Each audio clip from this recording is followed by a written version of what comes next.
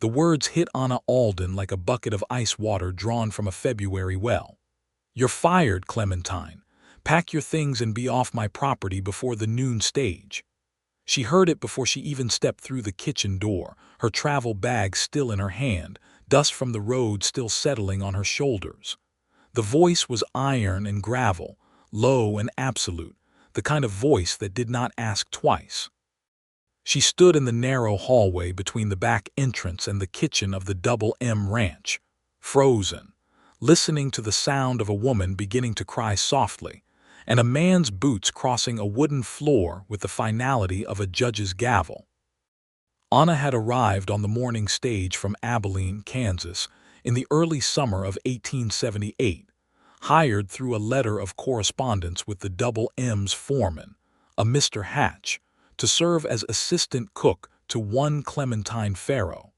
She had traveled 3 days by rail and another half-day by coach to get here.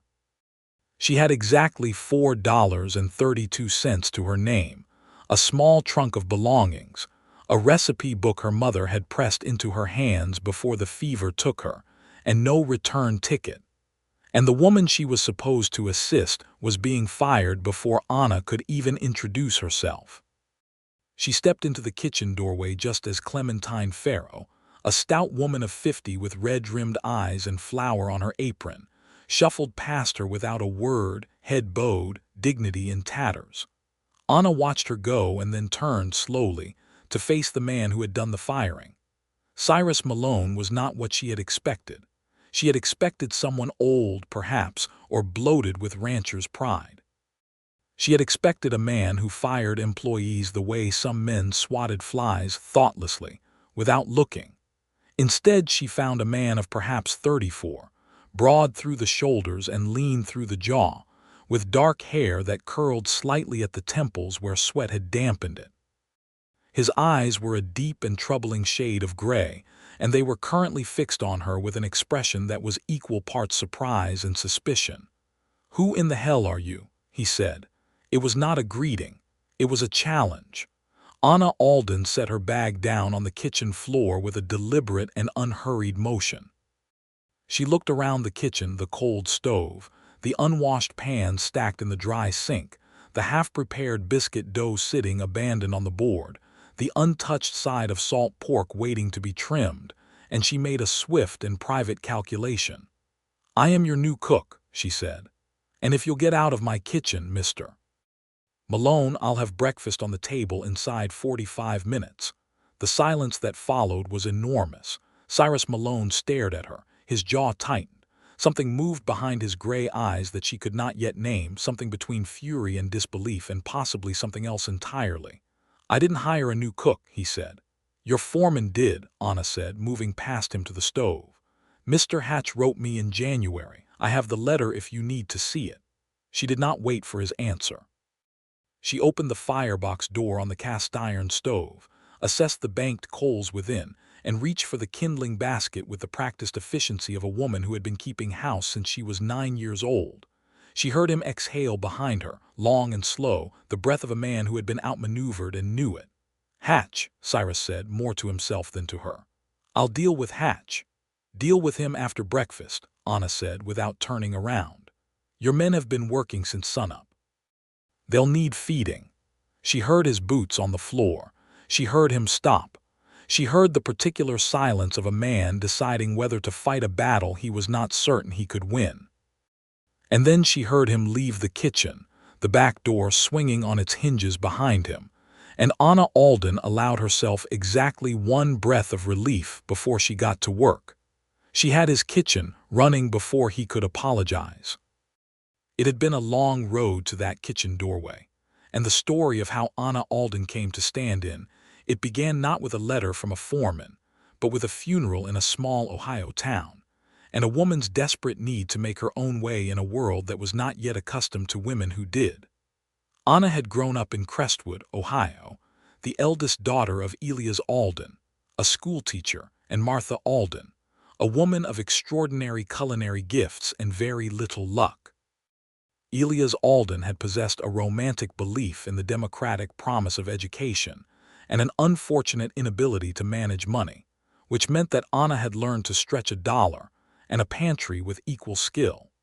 She had watched her mother transform the meanest ingredients into something that made people close their eyes when they tasted it, and she had paid careful attention. Martha Alden died of typhoid fever in the spring of 1876, when Anna was 22 years old. Elias followed her into the ground 6 months later, his heart having apparently decided that the world without Martha was not worth navigating. Anna was left with the house, a modest inheritance that the bank's mortgage quickly devoured, her mother's recipe book, and her younger brother Thomas, who was 17 and full of dreams about going west. She let Thomas go. She could not afford to keep him, and she recognized in him the same restlessness their father had possessed, the kind that went sour if it was kept indoors. She sent him off with what money she could spare and made him promise to write, and he did, letters full of adventure and hyperbole from Kansas and then Colorado, until a letter arrived from a sheriff in Dodge City informing her that Thomas Alden had died of a gunshot wound sustained in an argument over a card game. That letter arrived in December of 1877. Anna read it standing at the window of the small boarding house room she had rented after the house was sold, and she felt the last thread of her old life snap cleanly in two. She was 23 years old. She had no family remaining. She had skills, domestic skills, cooking skills, the ability to manage a household with the precision of a battlefield general, and she had, lodged beneath her grief, a stubborn refusal to be defeated by circumstances. She began reading the notices in the newspaper. She answered 3 advertisements for housekeeping positions and received 2 rejections and 1 offer from a man in Cincinnati who made it clear in a follow-up letter that the position involved duties he did not specify but strongly implied. She threw that letter in the fire. The advertisement from Mr. Hatch of the Double M Ranch in Harlan County, Kansas, appeared in the February edition of a paper that had traveled east by mail, folded inside a letter from a missionary organization she had briefly corresponded with. It offered fair wages, a private room in the ranch house, and the position of assistant cook under one Clementine Farrow, who was described as an experienced cook of long standing. Anna wrote back the same day. She had never been to Kansas. She had a vague and largely fictional understanding of what the Western territories were like, assembled from dime novels and Thomas's letters, which had a tendency toward the dramatic. But she was sensible enough to know that a position with fair wages and a roof was worth a 3-day train journey, and that the alternative was to stay in Ohio and watch her options narrow with every passing month. Hatch's reply came in 3 weeks. The position was hers if she could arrive by the 1st of June. He included travel directions, a partial advance on her first month's wages to cover the train fare, and a brief description of the ranch. The Double M ran cattle close to 2,000 head, across 6,000 acres of rolling Kansas grassland. The ranch employed 32 hands during the busy season, which meant that the kitchen served between 15 and 30 people at any given meal, depending on who was in from the range. Anna practiced every recipe in her mother's book twice. She packed her trunk with the efficiency of a woman who had learned that sentiment was a luxury and practicality was a survival tool. She rode the eastbound stage to the nearest rail station, took the train west, transferred twice, and arrived in the small town of Harlan Crossing, Kansas, on the morning of June the 3rd, 1878, where a ranch hand named Pedro was supposed to be waiting with a wagon to take her the 14 miles to the Double M. Pedro was there. He was a cheerful man of perhaps 40, Mexican by birth with a wide hat and a habit of humming corridos under his breath. He loaded her trunk into the wagon without being asked and handed her up to the bench with a courtliness that she found touching. "You are the new cook's helper, yes," he said, as they rolled out of town onto the dirt road heading northwest. "That's right," Anna said. Pedro was quiet for a moment. He seemed to be considering something. "Señorita," he said finally, I will tell you something so that you are not surprised. Mr. Malone, he is, how do I say this, not easy. He is a good man, I think, but he is not easy." Anna filed that away without comment. "And Clementine," she said. Pedro tilted his head in a gesture that was neither yes nor no. "Clementine, she has been there a long time, since before the old Mister died. Maybe she is tired, maybe she has let things go. Mr. Malone, he has been patient a long time, but he is coming to the end of his patience, I think." Anna understood then, with the clarity that comes from having grown up in a household where money was always thin and tensions always close to the surface, that she was walking into a situation that had been building for some time. She was not merely a new assistant cook. She was arriving in the middle of something. The Double M Ranch came into view as they crested a long rise in the road, and Anna drew a quiet breath.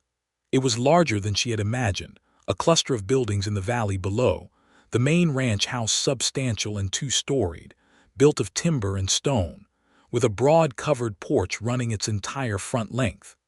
Behind it were the bunkhouses, the barn, the cookhouse, the corrals, and the various outbuildings that served a working cattle operation of that size. The grassland rolled away in every direction, vast and golden under the June sun, dotted with cattle and broken by the dark line of a creek that curved east toward the horizon. It was beautiful in the way that large and indifferent things are beautiful, impressive without being welcoming, grand without being warm. Pedro pulled the wagon around to the back of the main house and helped her down. He pointed her toward the back door. "Kitchen is through there," he said. "I will bring your trunk." Anna smoothed her skirt, picked up her travel bag and went in through the back door. And walked straight into the moment she had already lived, the sound of dismissal, the muffled crying, and then the confrontation with Cyrus Malone that would, though neither of them could have guessed it then, change the course of both their lives entirely. The biscuits came out of the oven first, golden and high, the kind that broke open with a cloud of steam and made a man momentarily forget whatever was troubling him. Anna had found the flour, the baking powder, the lard, and the buttermilk with the efficient radar of someone who has organized 100 strange kitchens, and she had worked with quick and precise hands, not pausing, not hesitating, not wasting a single motion. While the biscuits baked, she had trimmed and sliced the salt pork and laid it in the iron skillet, started a pot of coffee on the back burner that was strong enough to strip paint and smooth enough to drink without wincing. A trick her mother had taught her involving a pinch of salt and a clean eggshell, and beaten eggs with milk, and a handful of dried herbs from the bundles hanging near the window. She had found the last of the preserved plum jam in a crock at the back of the pantry and put it on the table, because she believed instinctively that sweetness alongside salt was not a luxury but a small and necessary kindness. The ranch hands began to appear at the kitchen door at 7:30, drawn by smell before they heard the bell. They filed in with the wariness of men who had been eating Clementine's increasingly grim cooking for the past year and did not know what to expect. What they found was a young woman with brown hair pinned up under a practical cloth cap, moving through the kitchen with the absolute authority of someone who had been born knowing exactly what to do in it, and a table set with food that smelled like something their mothers might have made. The first man to taste the biscuits, a wiry hand named Gus with a face like a crumpled map, stopped chewing and looked at his neighbor with an expression of mild disbelief. "Lord Almighty," he said quietly, which was as effusive as Gus was known to get. Anna noticed, but she did not pause. She was filling coffee cups, checking the skillet, calculating how much remained and how many mouths were still coming through the door. She was running a count in her head and a dozen other calculations simultaneously, the way a general runs a battlefield, and she had no time for compliments. Cyrus Malone did not appear at breakfast. Hatch did. He was a lean, weathered man of about 55, with a face the color and texture of old saddle leather and eyes that were simultaneously apologetic and amused. He found Anna at the stove and spoke quietly. "I owe you an apology, Miss Alden," he said. "Cyrus didn't know I'd hired you. Clementine, well, things had gotten to a place where something had to change. I moved faster than I should have, and you ended up in the middle of it. I'm sorry for that." "Don't apologize yet," Anna said. "Wait and see whether the arrangement holds." Hatch smiled, brief and dry. "You'll do," he said, and went to get his coffee. Cyrus Malone appeared at the kitchen door at 9 o'clock after the hands had cleared out and Anna was washing up. She heard his boots on the back step and did not turn around. "Miss Alden," he said. "Mr. Malone." A pause. She continued washing a pan, her back to him. Hatch explained the situation, he said. "Good," she said. Another pause longer. She could feel him in the doorway, could sense the particular quality of his discomfort. A man who was accustomed to commanding every room he entered, and who was finding that this room had somehow been rearranged around him without his permission. "Those biscuits," he said, and stopped. She waited. "My men are talking about nothing else," he said. It came out grudging, like a confession pulled from him against his will. Anna set the pan on the drying rack and turned to face him. In the morning light he looked different than he had in the charged drama of the earlier hour, still severe, still watchful, but something around his eyes had softened by a fraction that he clearly did not intend. "I'll need to take an accounting of the pantry," she said. "We're low on several things. I'll make you a list of what needs to be ordered from town." He studied her for a moment with those gray eyes, and she held his gaze without flinching because she had decided on the wagon ride out here that whatever she found, she would not flinch. "I owe you an apology," he said then, and it clearly cost him something to say it. "For this morning. You walked in on a situation that had nothing to do with you, and I was not at my best." "No," Anna agreed pleasantly. "You were not." His expression shifted, startled, almost, as if he had not expected her to agree so readily. And then something that might, in another man, have been the beginning of a smile. "You'll have the pantry accounting and the supply list by end of day," she said, and turned back to her work. She heard him stand in the doorway for another moment. Then he said, "All right then, Miss Alden," and his boots receded across the yard. Anna stood at the sink and allowed herself a small smile that nobody witnessed. That was the beginning. The Double M Ranch had its own particular rhythms, and Anna learned them the way she learned every kitchen she had ever worked in, by paying close attention and asking the right questions of the right people. Pedro was an invaluable source of information. He had been at the ranch for 11 years, since the time of the elder Malone, Cyrus's father, Francis, who had built the Double M from a single land grant and raw ambition. And he knew the history of the place in the intimate way that only a long-serving employee could. Francis Malone had died in 1873, when Cyrus was 29, leaving the ranch to his only son along with a substantial debt that Cyrus had spent the intervening 5 years slowly erasing. It had been brutal work, the kind that leaves marks on a man not in his body but in his disposition. Francis had been a gregarious man, by all accounts loud and expansive, quick to laugh, fond of company. Cyrus was none of those things. He had become, in the years since his father's death, a man of precise habits, controlled silences, and a reputation for fairness that was universally acknowledged and warmly admired by no one in particular, because Cyrus Malone did not inspire warmth. He inspired respect, which he seemed to prefer. There had been a woman once, Pedro told Anna in one of their early conversations, speaking in the careful and oblique way of a man who knows he is sharing information that is not entirely his to share.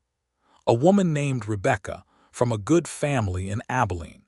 They had been engaged for 2 years. She had broken the engagement in the winter of 1875, citing, at least in the version of events that circulated among the hands, a preference for a life that involved more society than a Kansas cattle ranch could provide. Anna listened to this with interest and said nothing. She learned the ranch. She learned which hands had dietary needs she should accommodate. Gus had a bad tooth that made hard foods painful, so she kept something soft always available. A young hand named Eli kept to a strict religious observance on Fridays that she respected without comment. A big Swede named Bjorn was wildly lactose intolerant and lived in terror of accidentally eating something with milk in it, which Anna resolved immediately by marking the dishes clearly. She learned the patterns of supply delivery from Harlan Crossing, which came twice weekly by wagon. She learned which vendors in town were reliable and which inflated their prices when dealing with the ranch, and she renegotiated 2 of those arrangements in her second week by the simple expedient of writing clear letters and knowing what things should cost. Cyrus Malone noticed the supply invoices before he noticed much else. He found her in the kitchen on a Thursday evening, 3 weeks into her tenure, bent over the ledger she had started keeping for kitchen expenditures. Her mother's habit turned professional, and he stood in the doorway for a moment before she registered his presence. "You've cut the provisioning costs by 12%, he said, without preamble. Anna looked up.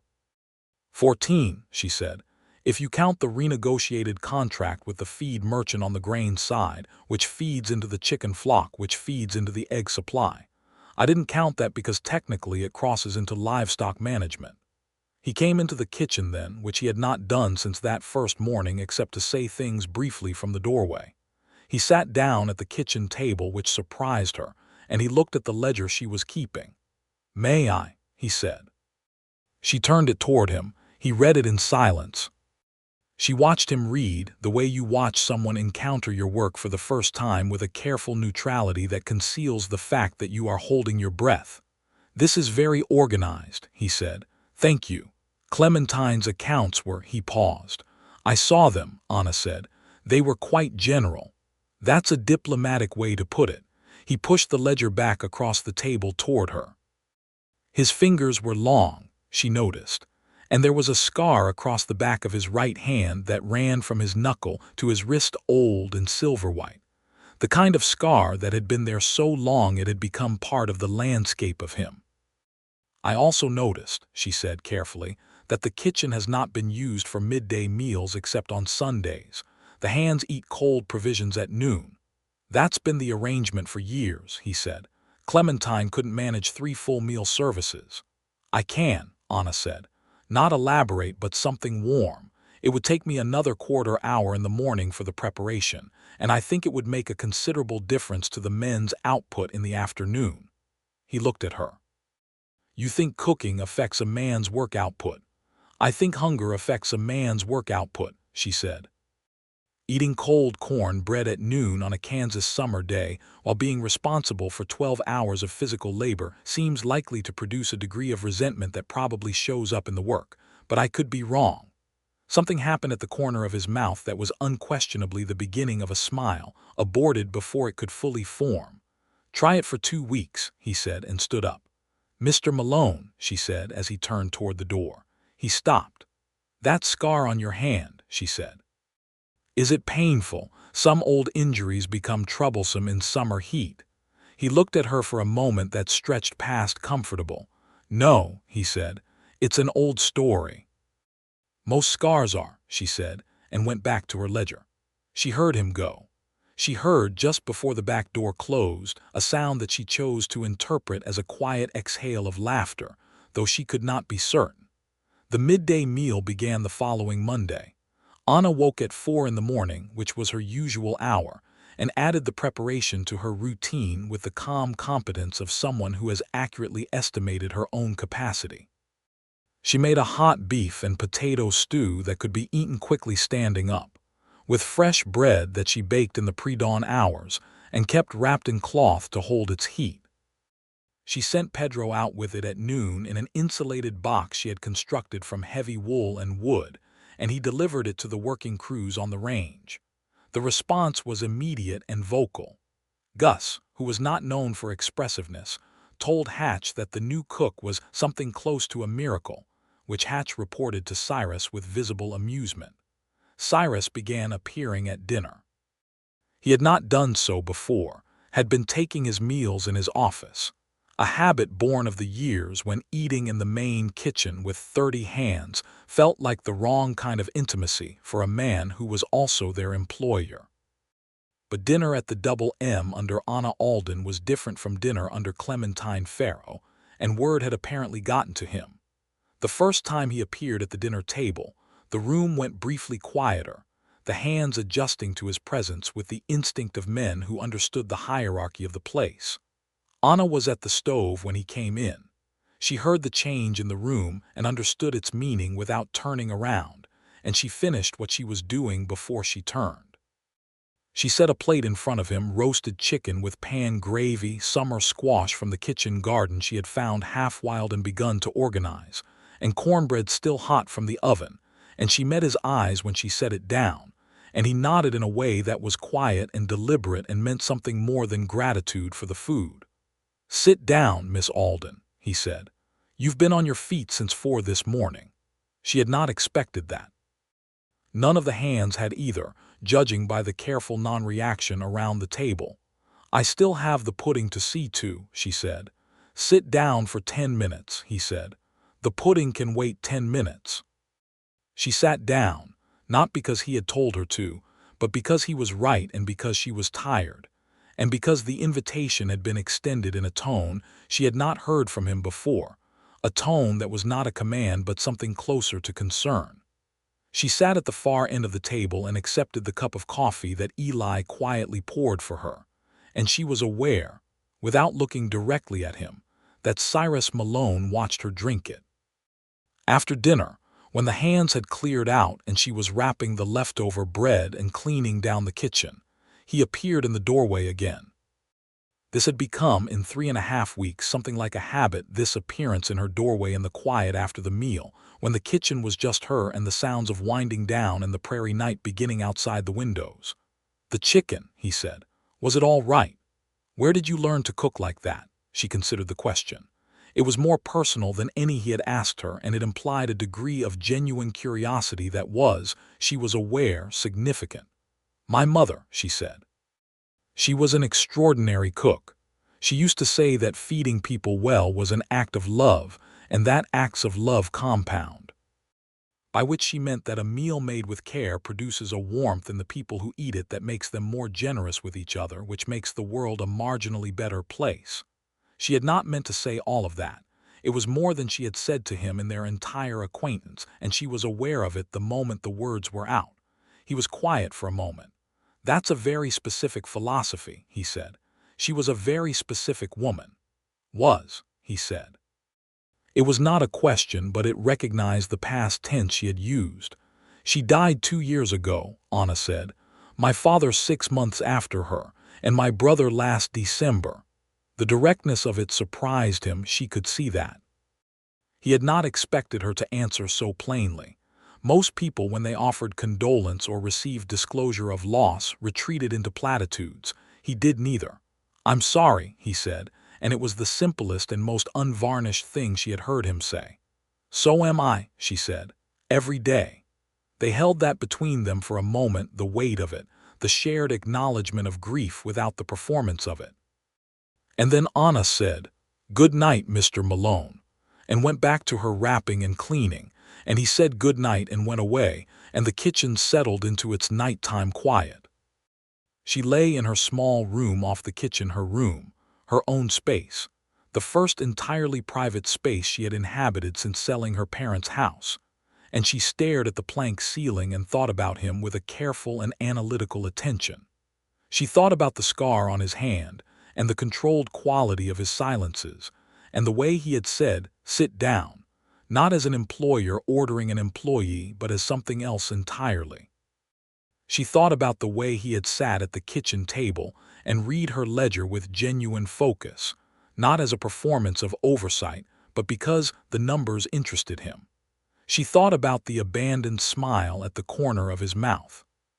She thought, this is a man who has been alone for a long time in the way that is specifically dangerous, which is to say not the loneliness of isolation, but the loneliness of keeping yourself at a controlled distance from the world that surrounds you.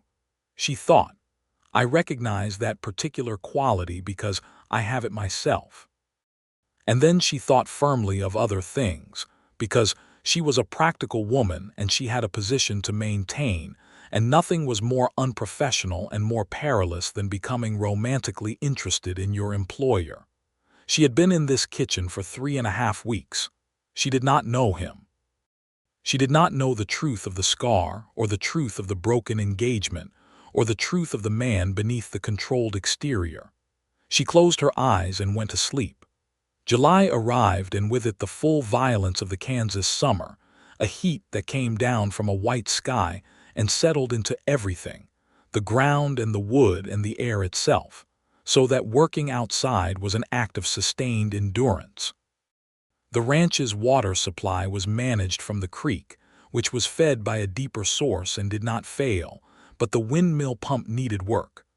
Anna knew this because on the second Monday of July, the water pressure to the kitchen dropped to a trickle. She went to find Cyrus.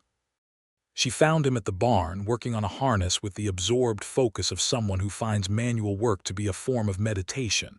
He looked up when she came in. "The kitchen pump," she said. "I know," he said. "Bjorn is working on the windmill." "How long?" "Rest of the day, probably." Anna nodded. She ran the calculations swiftly. "I'll need barrels from the creek for cooking and washing. I'll take the water wagon." He set down the harness. "You know how to drive a water wagon?" "I know how to drive a wagon," she said. "I expect a water wagon is similar." His expression did something complicated. "It's heavy work. Let me send Pedro." "Pedro is in town until Thursday." "You've got 2 men short on account of Gus's tooth needing pulling and Hatch is already out at the north pasture. I can manage a water wagon, Mr. Malone." He looked at her. She looked back. This was becoming, she was aware, something of a recurring dynamic between them, his impulse to manage her access to difficulty and her straightforward refusal to be managed. "I'll come with you," he said. She blinked briefly. "You don't have to do that." "I know I don't," he said, and went to hitch the wagon. They drove the half-mile to the creek, in a silence that was not uncomfortable. The Kansas morning was already vast and golden around them, the grassland rippling in a wind that was warm but moving, and the creek when they reached it was cool-shadowed under the cottonwoods at its banks. Cyrus rolled his sleeves to the elbow and worked the hand pump that filled the barrels while Anna held the barrels steady and managed the stoppers, and they moved around each other in the confined space of the creek bank with an ease that surprised them both. At some point they were working close enough that she could see the detail of the scar on his right hand, the way it caught the light under the cottonwoods, silver against tan. "How?" she said. He knew what she was asking. He did not pretend he didn't. "Branding iron," he said. "I was 15. My father was teaching me to use it and I was showing off, moving too fast, and I dropped it on my own hand." Anna winced involuntarily. That must have been terrible. It was. He sealed the barrel they had just filled. "My father said it was the fastest lesson in the importance of patience he ever taught anyone." He sounds like he was a particular man. "He was everything," Cyrus said, simply and without performance. "This ranch was his whole life, and then his death, and then his gift to me, and I have spent 5 years trying to be worthy of it, and I am not always sure I am succeeding." It was the most he had said about himself in any single stretch, and she could hear in it the quality of something that had been held a long time and was perhaps, in this particular moment beside a creek in the cottonwood shade, finding its way out. "You're succeeding," she said. "Your men are loyal. Your cattle are healthy. Your books are honest. Those are the measures that matter." He looked at her sidelong with those gray eyes, and the look was searching in a way that was deeper than the social surface of things.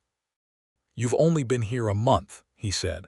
"A month is enough to see clearly," she said. "Sometimes more time makes things harder to see, not easier. You get too used to the view." He was quiet. A kingfisher crossed the creek above them, iridescent and quick. The water ran and sparkled.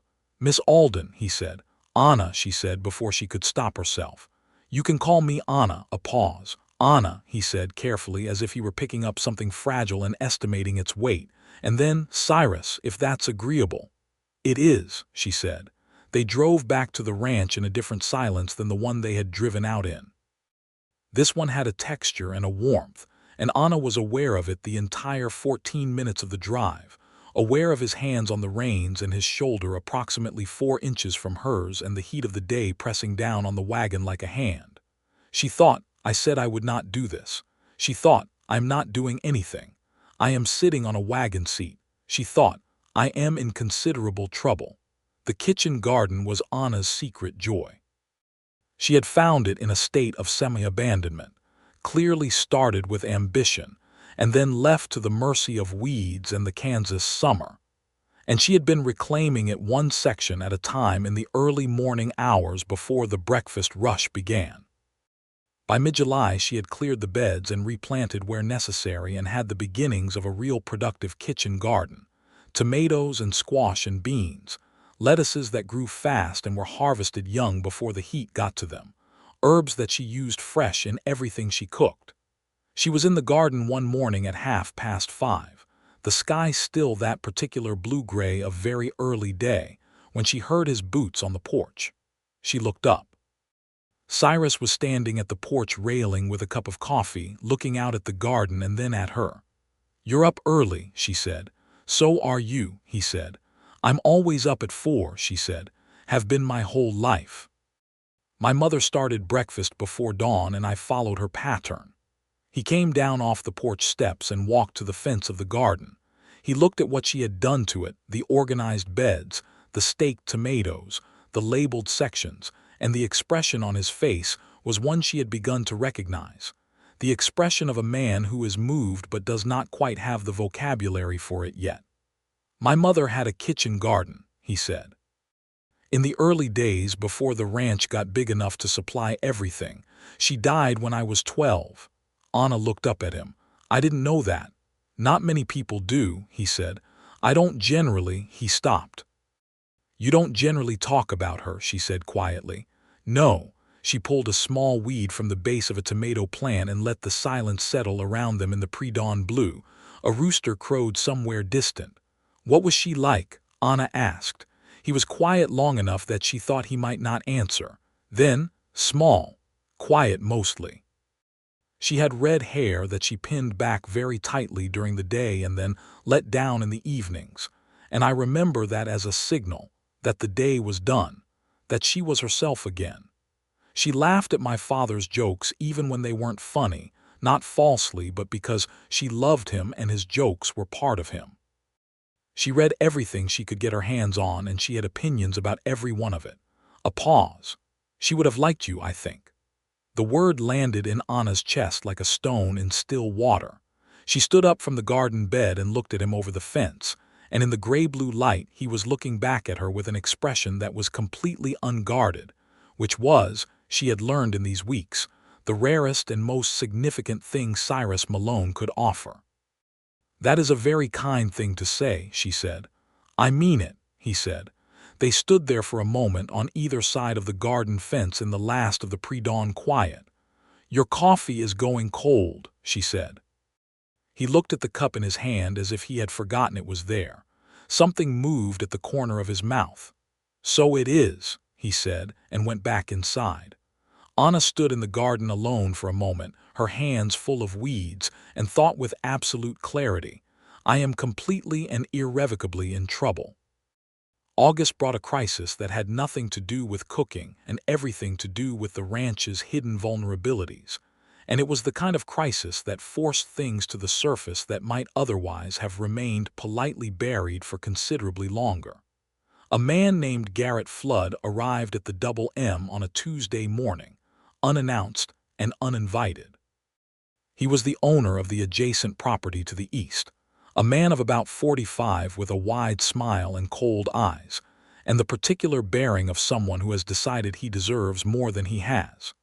He arrived with 2 riders and a document, a survey claim that purported to show that the eastern boundary of the Double M had been incorrectly surveyed in 1869, and that approximately 800 acres that Cyrus believed to be his belonged, by rights, to Flood. Anna was at the kitchen window when the men arrived and heard the conversation through the open window because Cyrus received them on the front porch, which was close enough. She did not know much about property law in Kansas. She knew enough about men like Garrett Flood. She had grown up watching her father navigate the particular kind of predator who identified the vulnerable and the stretched thin, and arrived with documentation designed to confuse. She had seen the same dark motive operating in different settings. The creditor who arrived after her father's death with a claim that should have been settled but was constructed to look otherwise. The boarding house landlord who inflated charges in a lease designed to benefit from the ignorance of the tenant. She watched Cyrus through the window. He stood with his arms crossed and his face closed, reading the document Flood had handed him. His jaw was tight. She could see from this distance that he was managing his anger with effort. "I'll need to see the original survey," Cyrus said, "and I'll need my own surveyor to look at this before any conversation proceeds." "Of course," Flood said, all smooth accommodation. "Take all the time you need. We're neighbors, Cyrus. We can work this out." And then, his eyes moving past Cyrus toward the house, finding Anna at the window and holding her gaze for a moment with a look that was assessing and unpleasant. "Nice to see you've improved the household staff." Cyrus did not turn around. But something in his shoulders changed, a tightening, a stillness, and he said, in a voice so even it was dangerous, "I'll be in touch about the survey, Flood. Good day." Flood and his riders left. Cyrus stood on the porch for a long moment after they went, and then he came inside. He came directly to the kitchen. Anna was at the stove with her back to him, and she heard him come in and sit down at the table, and she turned and put a cup of coffee in front of him without being asked. He looked at it. He looked at her. "You heard," he said. "Most of it," she said. He wrapped both hands around the cup. "That survey," he said. "If it holds up, if a judge takes it seriously, we lose the east pasture. That's winter grazing for 800 head. Without it, we'd have to reduce the herd." He paused. "It would take us back 5 years. Anna sat down across from him. This was not a moment for the distance of professional propriety. This was a moment for sitting down. "Do you have the original survey document?" she said. "Somewhere in the office," he said. "My father kept everything. It'll take some finding." "Then we find it," she said. He looked up from the coffee. I can organize a search," she said. "I've been through your kitchen filing system, which was instructive. I have a feeling your office is similar." Something sharp and pained moved in his eyes, and then something warmer. "Anna," he said quietly. She looked at him. "Why are you doing this?" he said. And it was not the question of an employer to an employee. It was the question of someone who genuinely did not understand, who has spent long enough alone that the motives of genuine helpfulness have become foreign to him. "Because it matters," she said simply. "To you. And therefore it matters." The silence that followed was not empty. It was the fullest silence Anna had ever sat in, rich with everything that both of them were thinking, and neither of them was quite ready to say. Cyrus looked at her across the table with his gray eyes open and unguarded in a way she had seen once before, in the pre-dawn garden, and he said nothing for a long moment. Then he said, "I'll start pulling the boxes from the office." They spent that afternoon and the following morning going through Cyrus Malone's meticulous records, spread across the dining room table in organized rows that Anna imposed on them. She was good at this, at pattern recognition, at the logic of paper trails, at finding the one document in 100 that said the thing that mattered. Cyrus worked beside her, rolling up his sleeves in the summer heat, and they worked in the intimate proximity of shared purpose, reaching past each other for documents, reading over each other's shoulders, arguing mildly about filing conventions. She found the original survey at 11 o'clock on a Wednesday morning, filed inside the deed of purchase in a leather portfolio that had been placed in the third box for no apparent reason. "Here," she said, and spread it on the table. Cyrus leaned over her shoulder to read it, and he was close enough that she could feel the warmth radiating from him in the August heat. She pointed to the notation on the eastern boundary, the creek bend as the survey marker, clear and unambiguous. "Flood's document uses a different creek bend," she said. "There are 2 bends in that section. He's using the wrong one." Cyrus was still for a moment. Then he breathed out slow and long. "You're right," he said. "You'll still want a proper surveyor to confirm it," she said. and a lawyer to look at both documents. Yes. He straightened up, and she turned to face him, and they were standing closer than they had ever stood, the length of the dining room table behind her, and the expanse of Cyrus Malone's organized files around them, and the August light coming through the window catching the gray of his eyes. "Anna," he said, and the way he said it was different from every other time he had said her name. It was something other than courtesy, and other than gratitude, and other than professional regard. It was something she recognized and had been afraid to look at directly. She waited. He reached out slowly with his scarred right hand and tucked a strand of hair back from her face that had escaped its pins in the heat of the afternoon's work. It was the most careful and deliberate gesture she had ever seen a person make, so controlled and so tentative that it cost him something, and she could see what it cost him. "I do not want to mistake what I am feeling," he said. "I have made that mistake before, and it—" He stopped. "Tell me," she said. He dropped his hand. He stepped back slightly. "Rebecca," he said, "I was engaged to be married. I thought she understood what life here was. What I am." He looked at the window. She did not. "Or perhaps I did not understand what she needed. It amounts to the same thing." "And you concluded from that," Anna said carefully, "that you were not suited for—" "I concluded that I had poor judgment," he said, "about what I wanted and about what other people wanted, and that acting on feeling without thinking clearly was dangerous."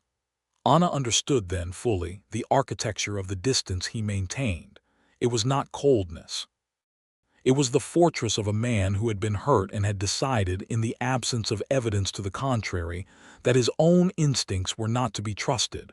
"Cyrus," she said, "I am not Rebecca." "I know that," he said. "That is precisely the difficulty." She looked at him. He was looking at her with an expression of such direct and undefended feeling that she felt it like a hand around her heart. "What do you want?" she said. "Not what you think you should want, not what you're afraid to want. What do you actually want?" The question hung in the August afternoon. He said, "You," one word, flatly, truthfully, with the quality of a man putting down something heavy that he has been carrying for a long time. Anna felt the warmth of it move through her in a wave. She had known, she thought, for some time. Not since the creek, or the garden, or the kitchen table, perhaps since the moment she had turned around with a pan in her hand and said, "Your kitchen," and watched him decide, in the space of a breath, not to fight her. "Then you have me," she said. "I'm not going anywhere. I have nowhere to go and no one to go to, but more to the point, I don't want to go. This," she indicated the room, the ranch, him, "is the most alive I have felt in 2 years, and I am not going to pretend otherwise because it would be more convenient." Cyrus crossed the space between them and kissed her. It was not the tentative or apologetic kiss of a man uncertain of himself. It was the kiss of a man who has made a decision and is fully committed to it, careful and deliberate and warm. And Anna's hands found the front of his shirt and held on, and the August light poured in through the window across Cyrus Malone's old documents and the original survey that had saved the east pasture, and the kitchen was quiet on the other side of the wall. They pulled apart after a moment, and he was looking at her with an expression that was the most entirely open thing she had ever seen on his face. "I should apologize," he said. "For what?" "For the morning you arrived," he said, "properly.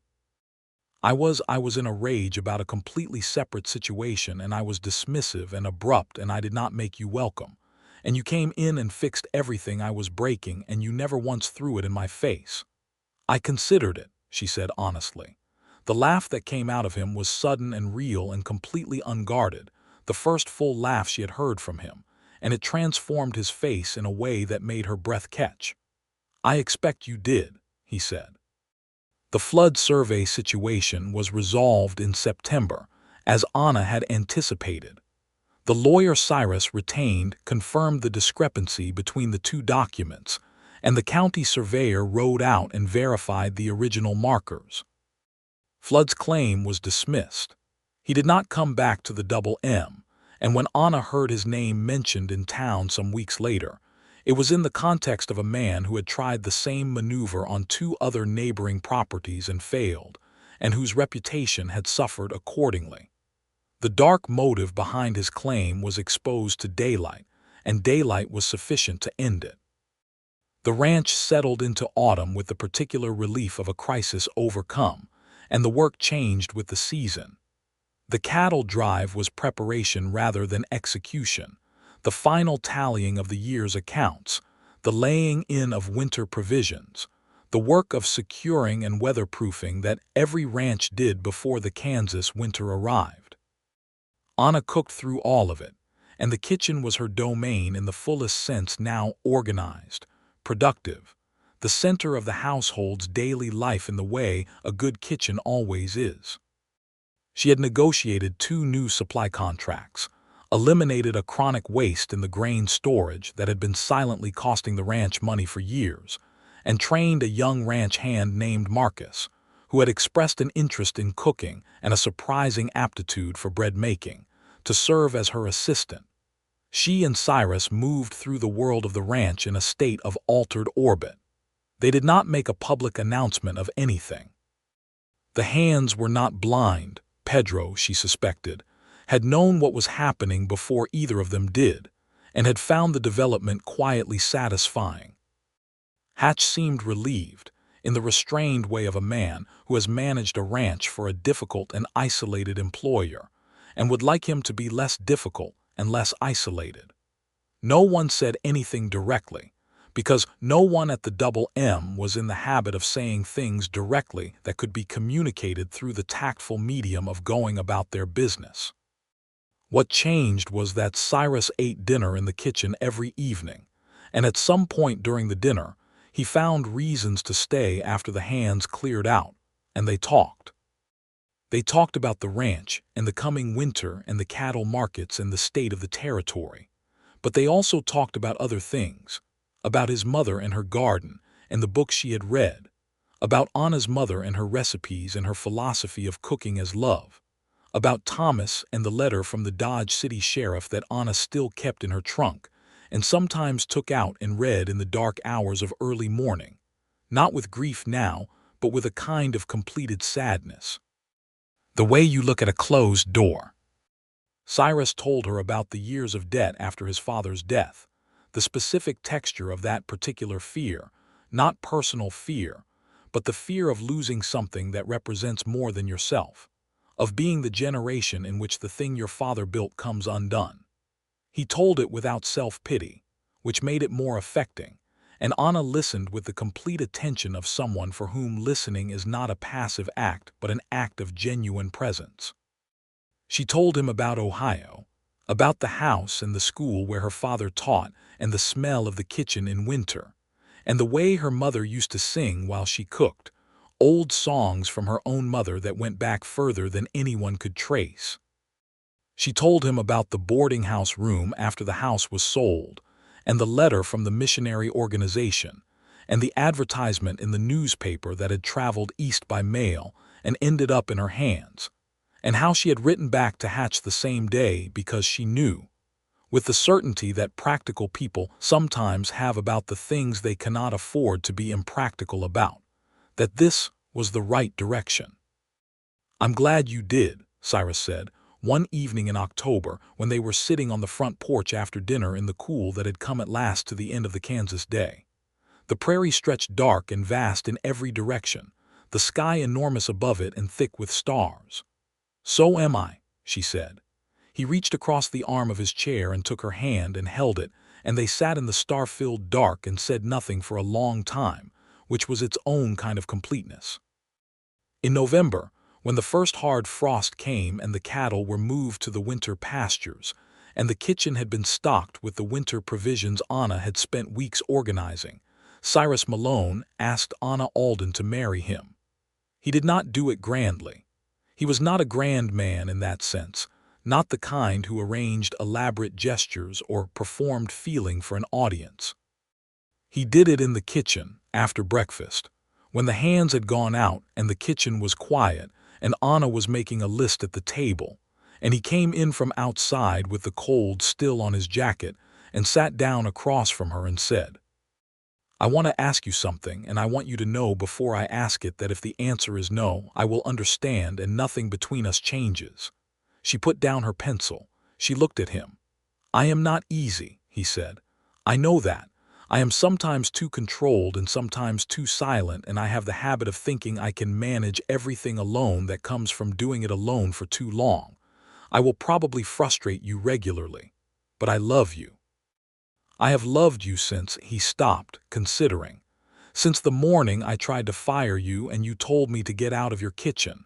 She felt the laugh come up from somewhere warm and deep. "You didn't try to fire me.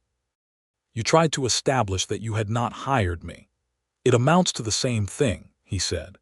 "And you were entirely unimpressed, and you made the best biscuits any man on this property has ever eaten, and you saved the east pasture and reorganized every system I had left alone for years out of sheer stubbornness, and you have been the best thing that has happened in this house in as long as I can remember." He met her eyes. "Marry me, Anna, please." She stood up from the table and came around to him and took his face in both her hands, the way her mother used to take her father's face on the mornings when he needed reassurance about something or other, a gesture she had thought was specific to them, but that turned out to be hers as well. "Yes," she said. "Obviously, yes. Did you have any doubt?" His hands came up and covered hers, his scarred right hand warm against her fingers. "Some," he said. "A man in my position comes with complications." "I like complications," she said. "I came to Kansas from Ohio with $4 and a recipe book. I have a high tolerance for complicated." He laughed again, that full and unguarded laugh that she had heard for the first time in the dining room, and that still, every time she heard it, did something to her that she was entirely content to let it do. He pulled her close and held her against him in the kitchen that was hers and his both now. And outside the Kansas, winter settled across the grassland and the prairie silence pressed against the windows, and inside the kitchen was warm. They were married in December of 1878, in Harlan Crossing's small Methodist church, by a minister named Reverend Souls, who conducted the service with minimal ceremony and considerable feeling. Pedro was present, and Hatch and Gus and Eli and Bjorn and Marcus, and most of the ranch's winter hands, filling the small church to standing room capacity and collectively representing as rough and improbable a wedding congregation as the territory had likely seen. Hatch gave her away, which surprised and moved her. Pedro brought flowers from somewhere that no one thought to ask about, bright and brave in December. Anna wore her second-best dress because her best dress had been lost in the train transfer from Ohio, a fact she had never bothered to mention to anyone, and she had done her brown hair up with particular care, and used the last of the lavender water her mother had given her as a going-away gift when Anna had left the house for the boarding house, a detail she noticed but did not let sadden her. She was happy in a way that was not light and giddy but deep and solid, the happiness that comes from being in the exactly right place and knowing it. Cyrus stood at the front of the church and watched her come down the aisle, and the expression on his face was the most unguarded thing she had ever seen from him in public, open and full, and undefended in the way that she knew cost him something, because she had learned by now how much the undefended cost him. He had done it anyway, and she loved him for it fiercely. The Reverend asked if they had vows they wished to speak. Cyrus, who had not told her he had prepared anything, looked at her and said, "I promise to always tell you the truth, even when it is difficult, because I think you are capable of anything, and you deserve honesty as a proof of that. I promise to sit down when you tell me to sit down. I promise to try to be less silent when it matters that I not be. And I promise that this kitchen and this ranch and whatever comes after all of it is yours as much as mine. I do not know any other way to say how much I mean that." Anna had not prepared anything either, and so she said what was true. "I promise to never cook without love, because my mother taught me that love put into food becomes love that moves through the world. I promise to argue with you when I think you are wrong, because that is what respect looks like, and I respect you enormously. I promise to stay. I have had very little to stay for in recent years, and I know the value of it, and I am not going anywhere. You are my home. You have been my home since the morning I walked into your kitchen, and you were so magnificently awful to me." The congregation, 30 Kansas ranch hands, made a sound that was a collective suppressed laugh and something else underneath it, something warmer. Reverend souls declared them married with evident satisfaction. The winter of 1878 into 1879 was hard in the way that Kansas winters are hard, the kind of cold that comes in from the north like a punishment and settles in for months, the kind that makes the walls of a house feel thin and the fire feel essential rather than pleasant. But inside the double M, the winter was warm, and not merely because Anna kept the kitchen fire burning at all hours and had laid in enough provisions to feed the crew for 6 months without a supply run. It was warm because it was different to what it had been. The ranch house had been a functional place before, clean, organized by necessity, maintained with the efficiency of a man who understood that a ranch is a working thing and not a home. Now it was a home. Anna could not have said precisely which specific change made it so, because it was many small things. The kitchen garden preserved and covered for winter and planned for spring, the meals that drew people in, the sounds of conversation and occasional laughter, the herbs hanging from the kitchen ceiling, the recipe book open on the table where she was always testing something new, and at the center of it Cyrus learning, with the careful effort of a man who has been alone long enough to have formed habits that must be consciously revised, to be less alone. He was not easy. He had promised her that. He had days when the old controlled silence settled over him like weather, when some pressure of business or cattle management or the endless weight of responsibility took him somewhere she could not entirely follow. She had learned to recognize those days and to give them space rather than crowding them with demands, because she understood the difference between being needed and being leaned on, and she knew which one was sustaining. But she also, on those days, put something good on the table because she was her mother's daughter and she believed in the compound nature of acts of love. And he, for his part, was learning. She could see him learning. She would come into a room and find him sitting with a book she had recommended, genuinely reading it. She would mention something she needed for the kitchen garden and find it delivered before she had to ask twice. He began, slowly and imperfectly and with occasional retreats, to say what he felt when he felt it, rather than after the fact and sideways. In February he told her, "I was afraid before you came that this ranch was all I was, that I had become indistinguishable from the work of running it. And now," she said, "now," he said, "the work is something I do and you are something I am." She filed that away in the place where she kept the things that mattered most. Spring came to the double M as spring comes to Kansas, suddenly, as if someone had turned a page, the grassland going from gray-brown dormancy to green in what seemed like a single week in March. Anna uncovered the kitchen garden and began the spring planting, and Cyrus appeared in the early mornings on the porch with his coffee with a regularity that was now comfortable rather than surprising. By April she knew she was pregnant. She told him in the kitchen, where else, she thought, on a Wednesday evening after dinner. She said it plainly, because plainness was the currency they had established between them, the thing they had both consciously chosen as the alternative to the hidden motives and unspoken things that had damaged their respective earlier lives. Cyrus Malone was still for approximately 3 seconds. Then he stood up from his chair and came around the table and took her in his arms, and she felt him breathe in, long and slow, the breath of a man absorbing something enormous. "Are you well?" he said into her hair. "I am perfectly well," she said. "I am strong and healthy, and I intend to cook right up until the day, so do not imagine I am about to become delicate." He laughed, muffled against her hair. "I didn't imagine any such thing," he said. "I have learned better than to imagine such things about you." She tilted her head back to look at him. His eyes were bright in a way she had not seen before, a light that was sharp and warm and barely contained. "Are you happy?" she said. "Devastatingly," he said, and kissed her. The summer of 1879 was the most eventful the Double M had seen in years, and not only because of the approaching birth. There was the question of the ranch's expansion.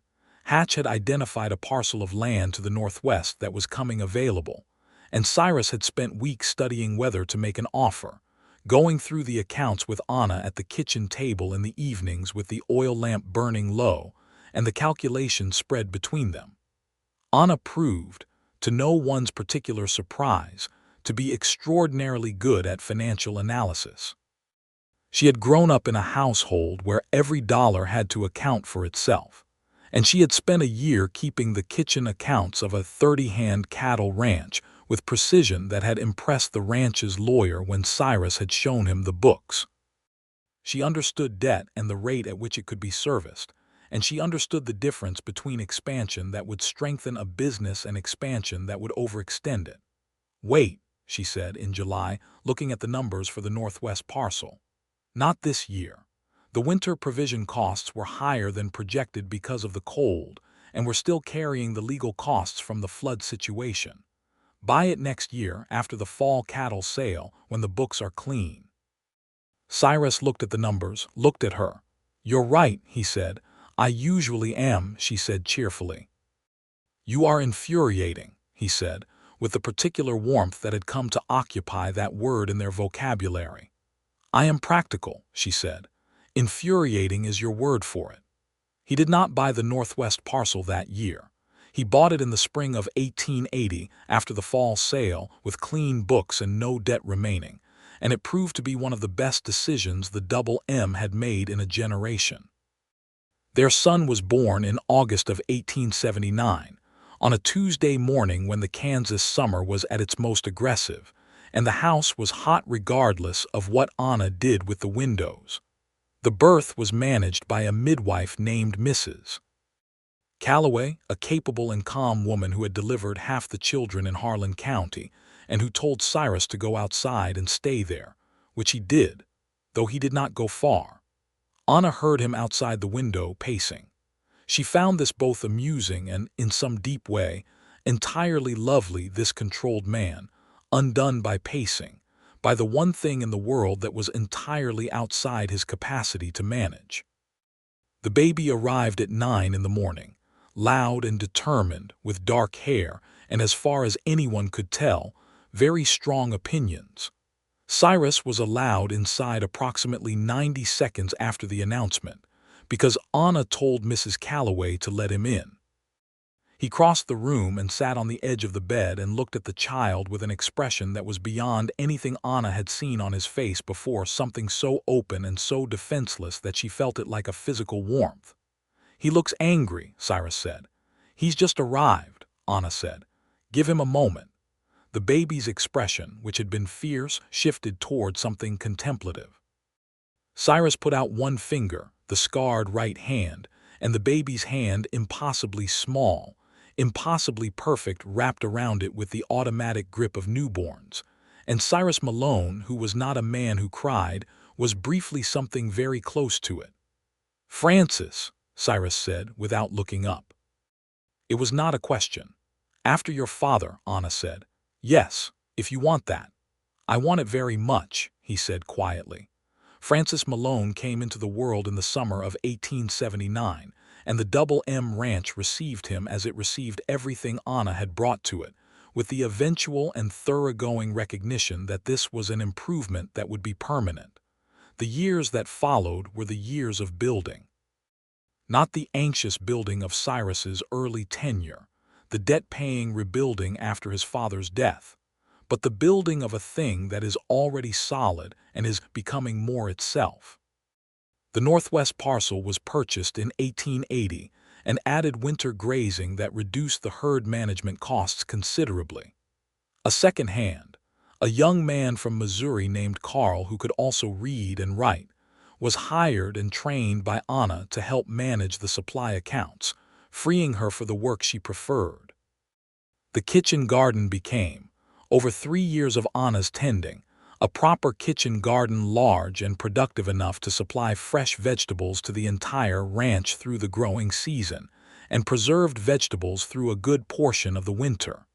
She taught Mrs. Calloway's daughter, who came to help with the cooking one summer, everything she knew about putting up preserves, and the girl went away with her mother's recipes and Anna's methods, and started a small business selling preserves in Harlan Crossing that did very well. The kitchen itself expanded.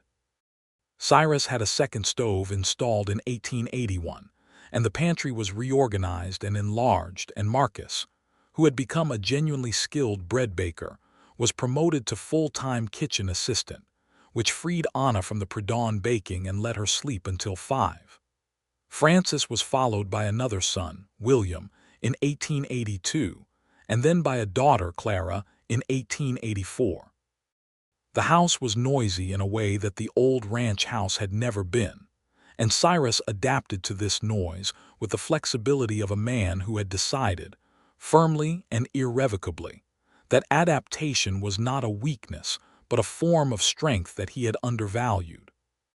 Anna watched him with his children and felt the compound interest of her mother's philosophy at work. The love put into food becoming the love that moved through the world, which became the love that built a family, which became the love that made a place where 3 children grew up knowing they were wanted, and that the world was not essentially hostile, and that meals made with care tasted different from meals made without it. Pedro became a kind of honorary uncle to Francis and William and Clara, who called him Tio Pedro, and considered him as essential to the ranch as the cattle or the windmill. Hatch retired in 1883, replaced by a younger foreman named Davis who had worked the ranch for 6 years and knew it nearly as well as Hatch had. Gus's bad tooth was finally extracted by a dentist who came through Harlan Crossing in 1881, and his subsequent enthusiasm for hard foods was notable. In the winter of 1884, when Clara was a few months old and the ranch was settled in for its 7th winter under Anna's kitchen management, Cyrus came into the kitchen one evening and stood in the doorway in the position that she still recognized that position from the very first weeks, the doorway position, the position of a man choosing his words. She was at the stove. She did not turn around. "Whatever it is," she said, "I can hear you from here." He came in and sat down at the table. "I want to show you something," he said. She turned. He had a folder of papers on the table, legal papers from the look of the formatting. She came and sat across from him. He pushed the folder toward her. It was the deed to the ranch. She looked at it. Her name, Anna Alden Malone, had been added to the deed beside his. "Cyrus," she said, "I should have done this 2 years ago," he said. "The ranch is half yours. It has been half yours for as long as you've been here, really. I wanted to make it official." She looked at the papers, at her name in the formal legal handwriting of the county clerk beside his. Anna Alden Malone, co-owner of the Double M Ranch, Harlan County, Kansas. She thought of the morning she had arrived, the travel bag in her hand, the sound of dismissal, the cold stove, the $4.32 and the recipe book, and the moment she had looked around the kitchen and made her calculation and said, "Get out of my kitchen and I'll have breakfast on the table in 45 minutes. She thought of her mother saying that acts of love compound. "I love you," she said. "I know," he said. "I love you. That is why I am doing this the right way instead of the easy way." "The right way being the legal and permanent way," she said. "Yes." She reached across the table and took his scarred hand.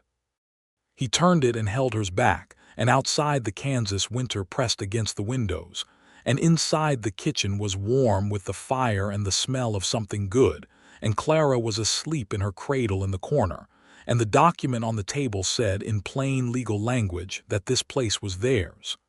"Tell me something," Anna said. "Anything," he said. "Are you happy?" He looked at her across the table, across the ledgers and the recipe book and the history of this kitchen and everything they had built together in 6 years, and he said, with the directness of a man who has learned to say what is true when it matters, "More than I believed I had any right to be. More than I knew was possible. Yes." She squeezed his hand.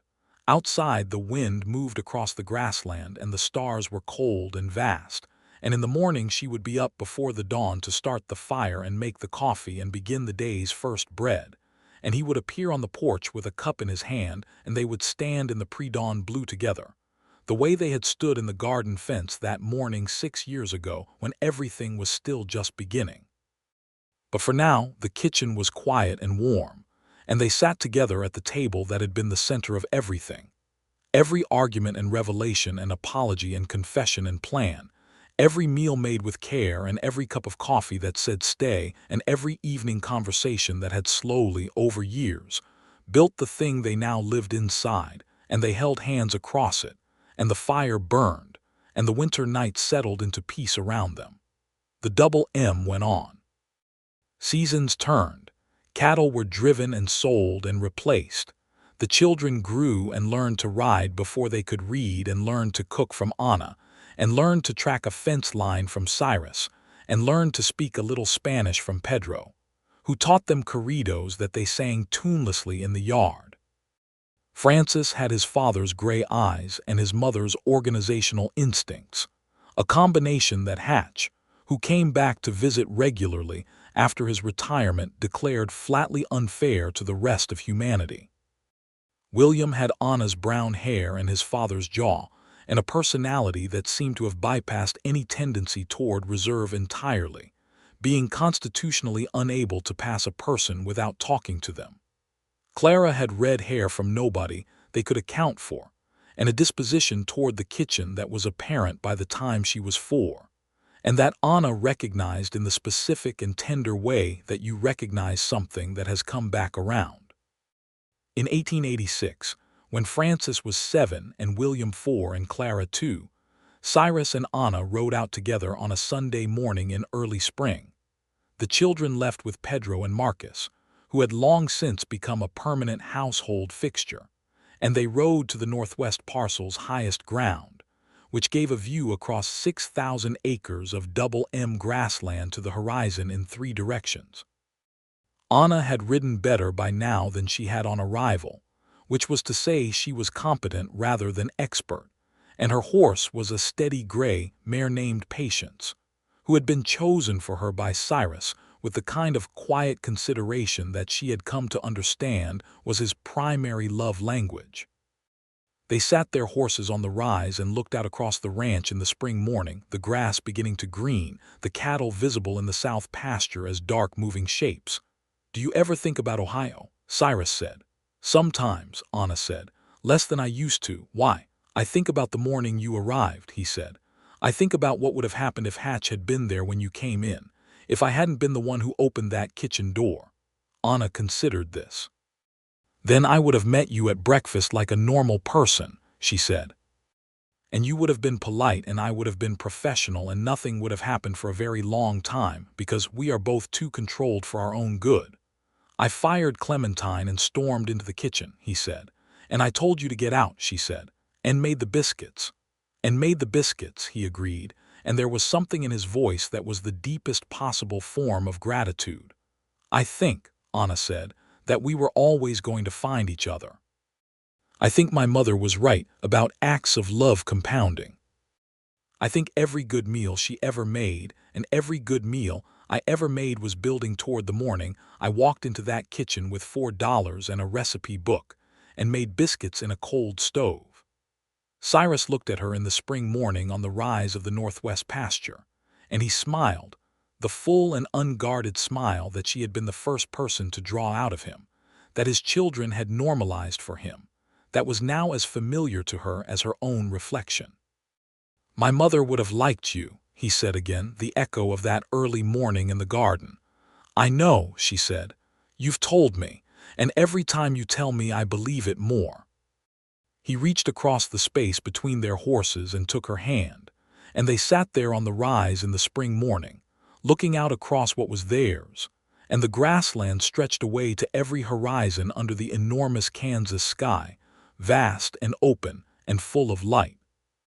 That evening, back at the ranch, Anna made dinner for the household, for the hands and the children and her husband and old Pedro, who stayed to eat, and she made something good, something she had been planning for a week, a recipe from her mother's book that she had been saving for a day that felt like a celebration, though no specific event warranted celebration.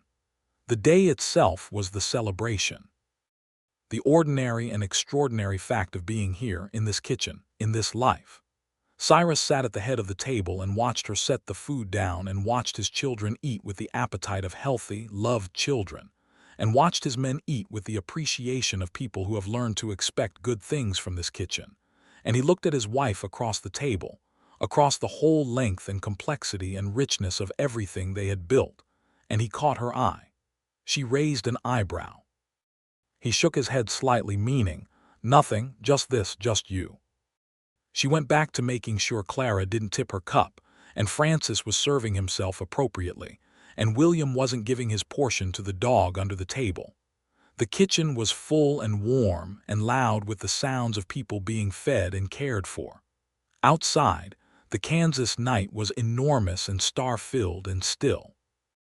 Anna Alden Malone stood in the kitchen she had claimed on the first morning of her first day, and she thought of her mother and the compound nature of love, and she thought of $4.32 and a recipe book, and she thought of a cold stove and a man in a doorway who had not wanted her here and had been magnificently wrong, and she was at peace with all of it, the grief and the journey and the arrival and the hard years and the good ones, because it had brought her here, to this table, to this man. To this life. She had his kitchen running before he could apologize, and in all the years that followed, he never stopped being grateful for it.